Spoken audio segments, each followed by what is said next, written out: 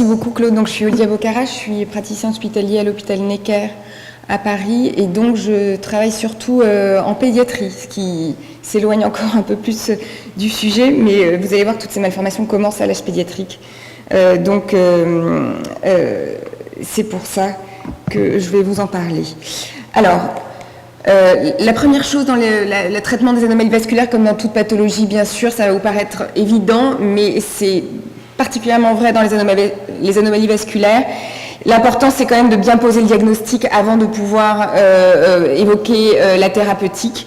Et quand on travaille dans les anomalies vasculaires, on se réfère constamment, pas forcément matériellement, on l'a tous dans nos têtes, mais à la classification de l'ISVA, la Société internationale d'études des anomalies vasculaires, et dont je vous mets ici la première page. Elle est accessible à tout le monde sur Internet, et vous allez voir qu'elle se décline de manière extrêmement détaillée avec le temps et l'accumulation des connaissances sur ce sujet. Je voulais schématiser ici de manière plus peut-être didactique.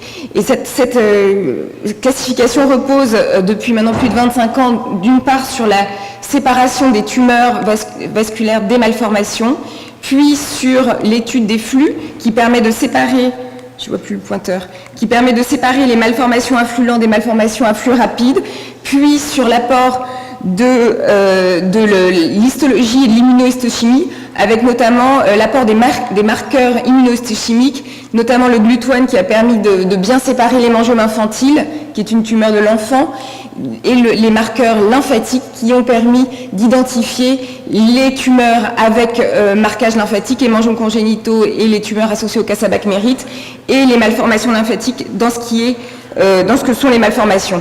La dernière étape qui est en cours, c'est le classement génétique, qui est foisonnant à l'heure actuelle et que j'évoquerai rapidement parce qu'on n'a pas beaucoup de temps, mais qui va être de plus en plus fondamental dans la prise en charge de ces malformations. Alors voici l'hémangiome infantile, l'hémangiome congénital, pour vous faire une idée, le Cassabach-Merritt, les malformations lymphatiques, les malformations veineuses, les malformations capillaires et les malformations artério-veineuses, dont on ne parlera quasiment pas, moi, pour le médical aujourd'hui.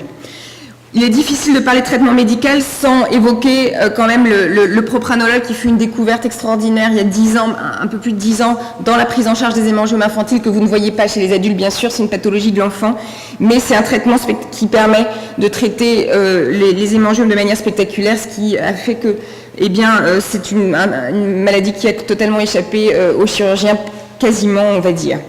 Simplement, le propranolol, je me permets de le rappeler aussi, c'est que c'est un médicament qui ne marche que sur les hémangiomes infantiles, et seulement sur les hémangiomes infantiles, et toutes les autres anomalies vasculaires que vous allez être en mesure de voir, quel que soit l'âge, ne répondront pas de manière spectaculaire comme ça, ne répondront pas du tout, et donc on perd du temps à vouloir essayer le propranolol dans les autres anomalies vasculaires. Je me permets d'insister parce qu'on en voit beaucoup arriver, des patients qui croient, pour un angiome-plan, pour toute autre chose, pouvoir être améliorés par le propranolol.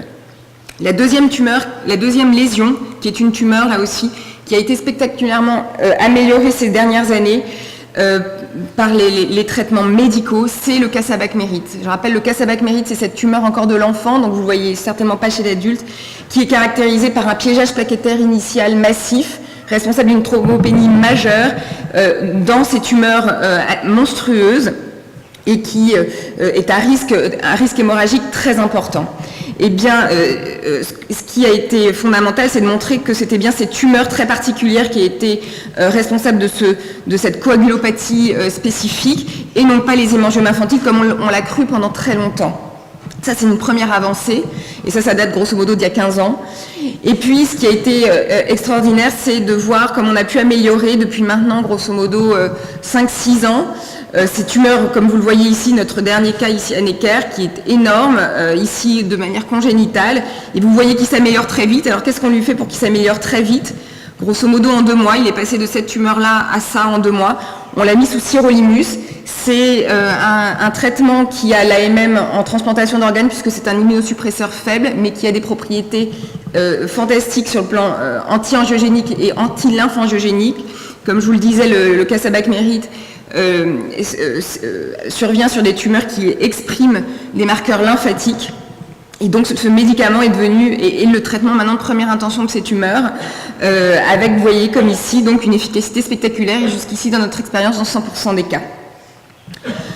Alors, pourquoi je voulais parler du Casabac mérite, c'est qu'il faut absolument le dissocier et le discriminer de manière franche de la coagulopathie que vous observez peut-être plus volontiers, vous, chez les adultes, dans les malformations veineuses, et qui va être plus votre sujet. Les malformations veineuses présentent aussi une coagulopathie, mais qui n'a rien à voir avec celle du Casabac mérite. La coagulopathie, ça avait été bien montré donc, par l'équipe de Lariboisière, justement, il y a maintenant un certain nombre d'années. La coagulopathie des malformations veineuses est à point de départ de la coagulation, c'est-à-dire que c'est une consommation des facteurs de coagulation qui peut entraîner secondairement une diminution de taux de plaquettes, mais ça ne commence pas par une chute des plaquettes. Et ça, c'est fondamental parce que la prise en charge thérapeutique n'a rien à voir. Et la présentation clinique, bien évidemment, vous allez voir que les malformations veineuses ne ressemblent pas du tout aux tumeurs associées au Casabac mérite, mais néanmoins, il faut rappeler que cette coagulopathie est très différente. La coagulopathie des malformations veineuses est liée à la malformation en tant que telle et à la stase sanguine importante qui est directement corrélée à la taille de la malformation. Plus vous avez une grosse malformation, plus le sang va stagner et plus cette stagnation sanguine va déclencher une activité. Vous ne le voyez pas le pointeur, hein? Moi je vois rien.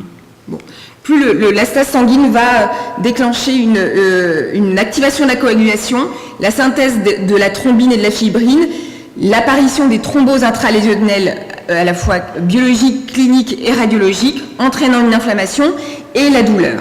En parallèle, l'activation de la coagulation entraîne donc une consommation permanente des facteurs dans les malformations veineuses qui, dans certaines topographies ou situations, c'est-à-dire dans les muqueuses, dans les genoux, quand elles sont localisées, dans les articulations, pardon, quand elles sont localisées dans ces endroits-là, ou au site opératoire, quand on opère ces patients, risquent d'entraîner des saignements et voire un passage de cette coagulation intravasculaire vers une coagulation intravasculaire disséminée. Biologiquement, ça se traduit en fait tout simplement par l'élévation des dédimères, la chute du fibrinogène et éventuellement, en fin de parcours, la diminution des plaquettes. Comment on prend en charge ces patients? On les prend en charge en fait de façon symptomatique et puis de plus en plus le symptomatique va vers l'étiologique. On va évidemment essayer de diminuer la taille de la malformation puisqu'il y a une corrélation forte entre la taille de la malformation et la stase sanguine. Donc on va essayer de mettre une compression, on va essayer de les scléroser, ça, Anouk va vous en parler, on va essayer de les opérer mais on ne peut pas toujours. Et donc on va devoir traiter médicalement, symptomatiquement, avec les antidouleurs, les anti-inflammatoires, et puis on va vouloir être plus étiologique, et on va traiter avec les anticoagulants, et particulièrement les anti-10A, c'est-à-dire les héparines de bas poids moléculaire, et en particulier donc, toutes les héparines de bas poids moléculaire, et surtout le fondaparinux, qui a montré de manière empirique une efficacité encore supérieure. Et là, ça va permettre à la fois de traiter la douleur, le principal symptôme, mais aussi de corriger l'activation de la coagulation quand il y a un risque de saignement et en particulier quand il y a une chirurgie qui est envisagée pour ces malformations veineuses. Alors on m'a demandé aussi de parler de l'apport des anticoagulants oraux. Je dois dire qu'en pédiatrie, on n'a déjà pas d'AMM avec les HBPM, donc on est encore très prudent dans l'utilisation des anticoagulants oraux qui viennent d'avoir leur AMM de façon assez récente chez l'adulte. Ce que je peux vous dire néanmoins, c'est que oui, ils ont une action, puisqu'ils ont une action anti-10A, et biologiquement on le voit dans ces articles, c'est-à-dire que là c'est sur le fibrinogène, vous voyez que le fibrinogène est bas, quand on utilise une HBPM, le fibrinogène remonte, et puis quand on utilise par exemple ici le rivaroxaban, eh bien le fibrinogène remonte aussi, mais probablement de manière beaucoup moins efficace, et cliniquement, pour en avoir parlé avec Ludovic Drouet, qui est qui est le maître, on va dire, à penser pour cela, clairement, cliniquement, c'est moins efficace. Les anticoagulants oraux sont moins efficaces que les anticoagulants anti-10A injectables. Et donc, le traitement de référence, ça va rester quand même le traitement injectable pour ces patients. L'aspirine, pour ces patients, l'aspirine a une petite place, toute petite place en fait, pour traiter la douleur, bien évidemment, pas pour traiter les complications hémorragiques. C'est un article d'un dermatologue qui est paru, qui a montré qu'effectivement, l'aspirine apportait une petite amélioration clinique chez ces patients dans la moitié des cas. On peut même se demander si c'est pas placebo. On l'utilise un petit peu, mais c'est à la marge, ça a une efficacité vraiment très partielle sur la douleur des malformations veineuses. Enfin, quand les malformations veineuses très volumineuses, non accessibles au traitement interventionnel, échappent au traitement que je vous ai présenté, l'aspirine bien sûr, mais même les anticoagulants, on peut être amené à utiliser la rapamune, donc le sirolimus, dont je vous ai déjà parlé dans le cas Sabac-Mérite. En effet, le sirolimus améliore les phénomènes douloureux et les phénomènes hémorragiques des malformations veineuses, avec une traduction biologique, comme vous le voyez ici. Je voudrais pouvoir vous... Voilà. Comme vous le voyez ici, les dédimères diminuent sous rapamune dans ces malformations veineuses.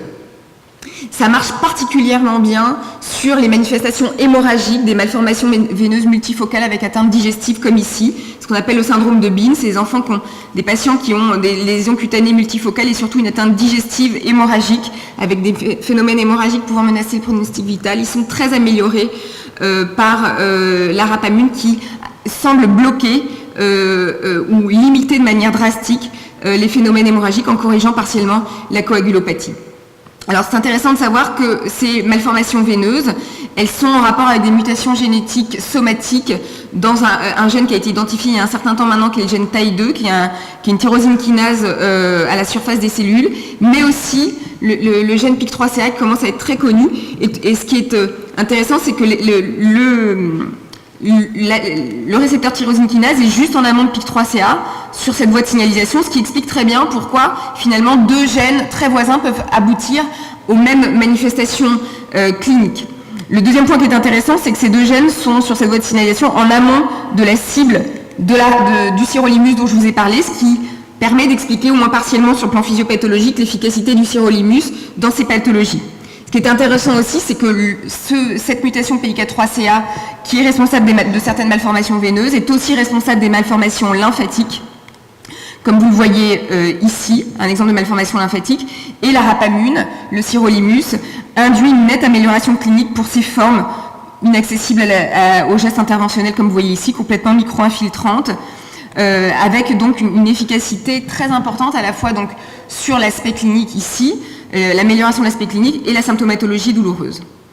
Donc en résumé, c'est très court pour vous parler de ce que je fais tous les jours.